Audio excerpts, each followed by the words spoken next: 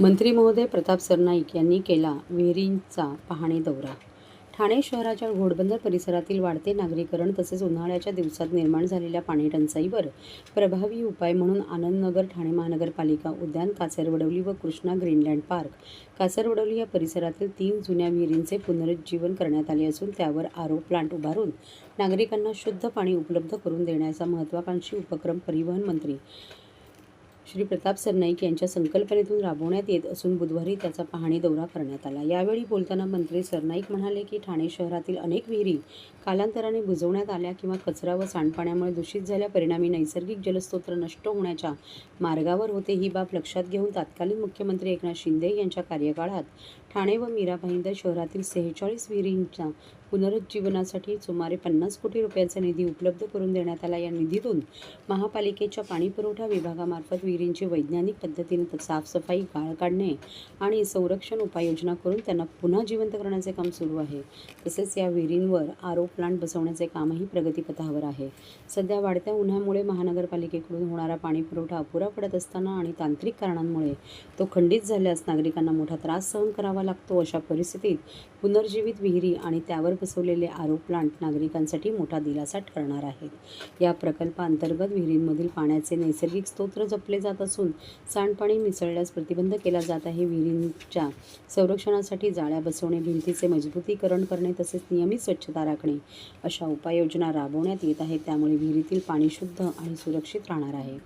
या उपक्रमामुळे एप्रिल-मे महिन्यात भासणारी तीव्र पाणीटंचाई मोठ्या प्रमाणात कमी होणार असून मदत होणार आहे. नागरिकांना वर्षभर शुद्ध पाणी उपलब्ध होण्याचा मार्ग मोकळा झाला आहे, असे प्रतिपादन मंत्री प्रताप सरनाईक यांनी केले आहे.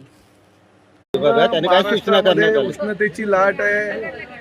प्रामुख्याने विदर्भ, मराठवाडा, उत्तर महाराष्ट्र अतिशय तापलेला आहे. मुंबई, ठाण्यामध्ये सुद्धा परिस्थिती काही चांगली नाही आहे. परंतु अशा परिस्थितीमध्ये मुंबई महापालिका, ठाणे महापालिका और MMR क्षेत्रातील अनेक महापालिकेने पाणी बचतीसाठी जास्तीत जास्त पाणी कमी वापर त्याचा व्हावा असं आवाहन केलेलं आणि त्या माध्यमातून प्रत्येक ठिकाणी पाणी बचत करण्यासाठी वेगवेगळ्या उपाययोजना राबवत आहेत. पाणी कपात 10% केलेली आहे मुंबई महापालिकेसह इतर महापालिकांनी.